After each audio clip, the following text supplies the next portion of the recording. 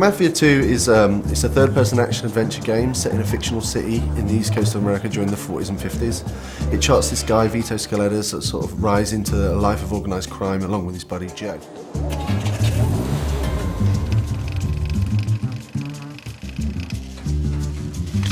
Mais qu'est-ce que vous voulez? On veut savoir pourquoi t'as tué notre pote. Well, like every classic mob story, Mafia II is a story about friendship, betrayal. The guys who you think are the bad guys might not really be the bad guys. Your best friend might be the bad guy. The thing that's really important to us is this sort of cinematic storytelling that the guys here at 2K Czech can sort of achieve. Something we're really proud of, something we've invested so much time and effort into making sure it's perfect. A na tom vlastně stavíme. We want to present the whole game in a Hollywood film-like style, and visually it looks amazing, but it's the story that's the most important thing for us. It starts off with, it's just about Vito, and then the first guy you meet is Joe. He's Vito's best friend, and then you'll meet Vito's mother and sister right away. Vito, mon fils. Vito's a nice guy, he has strong morals, he doesn't kill people because he wants to, he kills because he has to.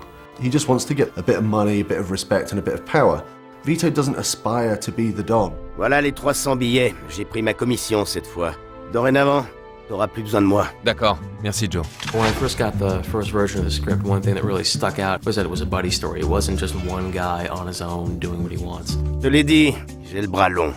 Tu recevras les paplards officiels aujourd'hui. Joe's sort of a shoot first, sort of ask questions later sort of guy, you know. Joe is the guy who comes up with the schemes and or tries to come up with the schemes, and Vito kind of makes sure that they both don't get arrested or killed. Joe just makes some pretty dumb decisions through the story, you know, and Vito is just left to sort of like deal with that and sort of get Joe, his best buddy, out of these scrapes. Allez, t'inquiète pas, j'ai tout bien calculé. J'ai des uniformes d'agents du téléphone pour faire croire qu'on répare une panne. Ça m'a l'air un peu trop simple. Vztah mezi Vitem a Our goal was to build the relationship in such a way that it's clear to us, or to the player, that Joe is his best friend.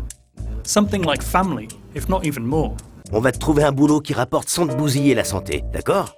Je dis pas non, ouais. Besides Joe Barbaro, there's a lot of other characters that Vito meets and interacts with and becomes friends with throughout the story. The first real mob guy you meet is a guy named Henry Tomasino, who gives you kind of your first big break. And then this guy named Eddie Scarpa, who's kind of similar to Joe in that he likes the booze, he likes the women. It's an open world city with a very strong linear story travelling through it, which is maybe a little bit of a different structure than we see with other open world games. With our game, the story is incredible, the dialogue is amazing.